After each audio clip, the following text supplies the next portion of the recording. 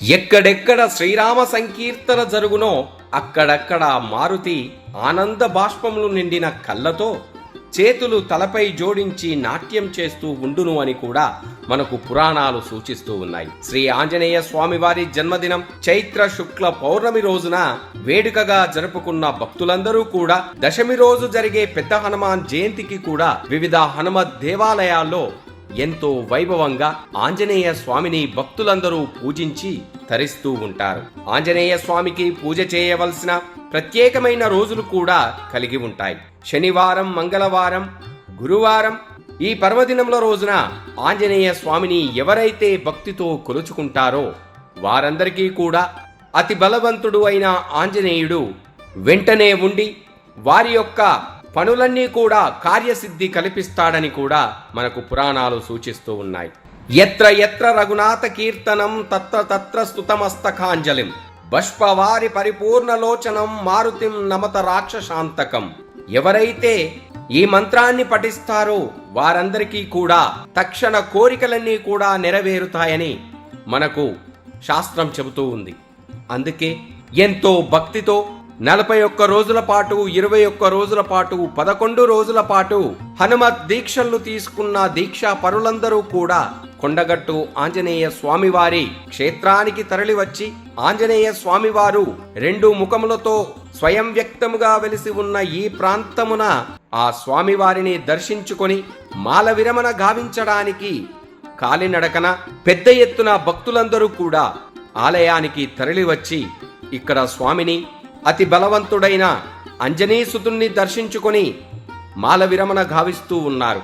ప్రతి ఏటా మే మాసంలో వచ్చే పెద్ద హనుమత్ జయంతి పర్వదినాన్ని పురస్కరించుకొని స్వామివారికి 3 రోజుల పాటు ఎంతో వేడుకగా పూజలను జరుపుతూ ఉంటారు. శ్రీరామనామాన్ని జపిస్తూ ఆంజనేయ స్వామివారి హనుమత్ చాలీసాను పఠిస్తూ దండకాన్ని పఠిస్తూ కూడా ఇక్కడి అర్చకులు వైదికంగా ఆంజనేయ స్వామివారికి ప్రత్యేక పూజలను జరుపుతూ ఉంటారు. 3 రోజుల పాటు జరిగే హోమంలో కూడా పెద్ద ఎత్తున భక్తులు పాల్గొంటూ ఉంటారు. పెద్ద హనుమత్ జయంతి పర్వదినం రోజున ఉదయాపూర్వం నుండే ఫల పంచామృతాలతో అభిషేకాలను జరుపుతూ ఉంటారు. శుద్ధ జలం, పాలు, తేనె, పెరుగు, పలు రకాల పళ్ళరసాలతో, నమక చమకాలతో ఆంజనేయ స్వామికి అభిషేకాలను జరిపించిన అనంతరం కమలపాకులార్చన, సింధూరాలంకరణ, వడమాలలతో అలంకరించి పంచహారతులు కూడా సమర్పిస్తూ ఉంటారు. ఈ పర్వదినం రోజున భక్తులు ఎవరైతే కొండగట్టు ఆంజనేయ స్వామిని దర్శించుకుంటారో వారందరికీ కూడా తక్షణ శుభ ఫలితాలు కూడా ఆ ఆంజనేయ స్వామివారు కల్పిస్తూ ఉంటారు. అందుకే కుటుంబ సమేతంగా పెద్ద హనుమత్ జయంతి రోజున ఆంజనేయ స్వామివారిని దర్శించుకోవడానికి భక్తులు పెద్ద ఎత్తున తరలివస్తూ ఉన్నారు. ఎంతో భక్తితో 108, 41 మండల, అర్ధమండల, 11 రోజుల దీక్షను పూర్తి చేసుకున్న హనుమత్ దీక్ష పరులందరూ కూడా ఆలయానికి తరలి రావడంతో ఈ ఆలయ పరిసరాలన్నీ కూడా కాషాయవనంగా మారిపోయాయి.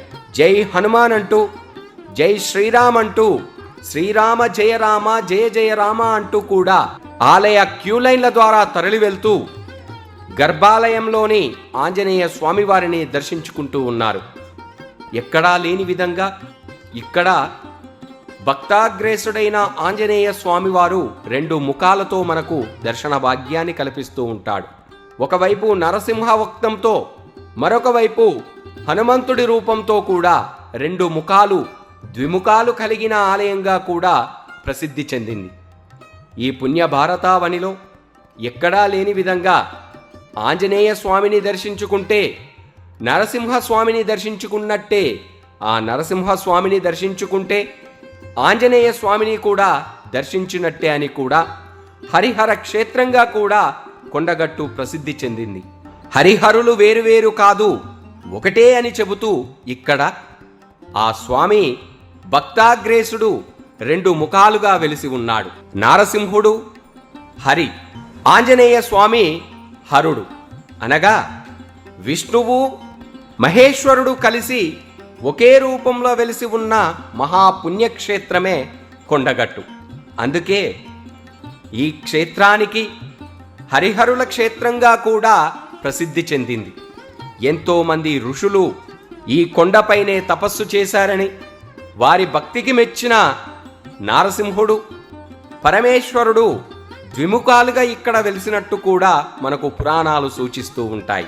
ఏ క్షేత్రానికైనా క్షేత్రపాలకుడు ఆంజనేయ స్వామివారు ఉండడం మనం చూస్తూ ఉంటాం. ఇక్కడ కొలువై ఉన్న ఆంజనేయ స్వామికి క్షేత్రపాలకుడు బేతాళ స్వామి. ఆంజనేయ స్వామివారు కొలువై ఉన్న వెనక భాగాన బేతాళ స్వామి కొలువై ఉండి భక్తులను అనుగ్రహిస్తూ ఉంటాడు.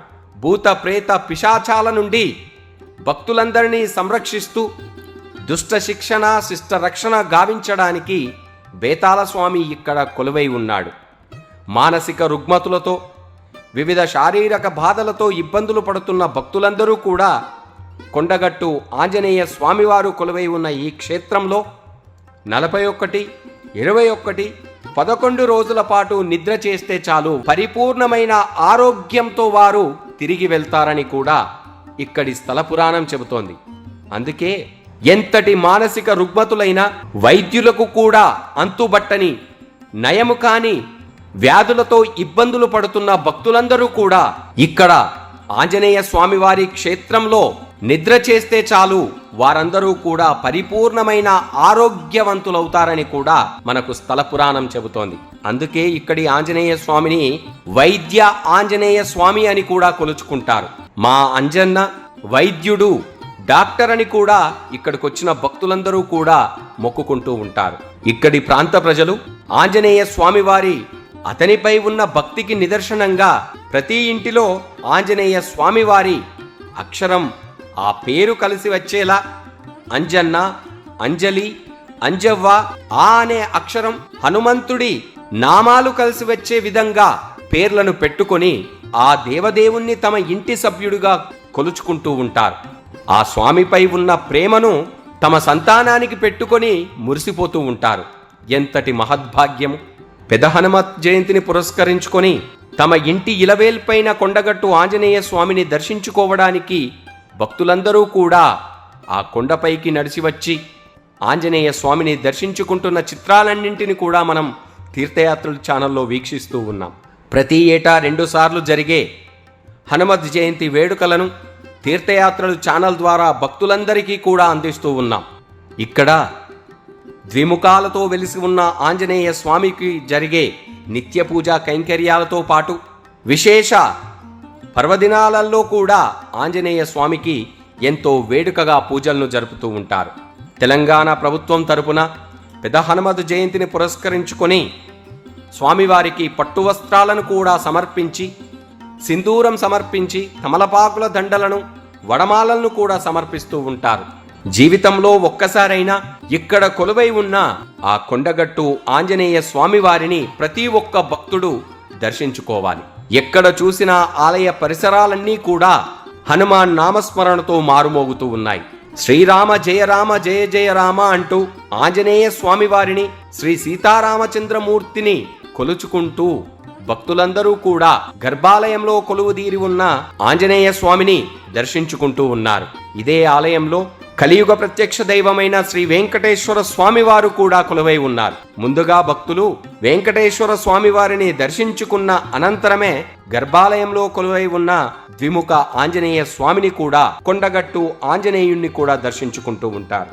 ఆంజనేయ స్వామివారిని దర్శించుకొని ముందుకు కదలగానే అదే ఆలయంలో పంచాయతన సహితంగా కూడా ఆ పరమేశ్వరుణ్ణి కూడా దర్శించుకునే భాగ్యం కలిగి ఉన్న మహిమాన్విత క్షేత్రం. ఎక్కడా లేని విధంగా హరిహరులు ఇద్దరూ ఒకే చోట కొలువై ఉన్న మహాపుణ్యక్షేత్రం కొండగట్టు.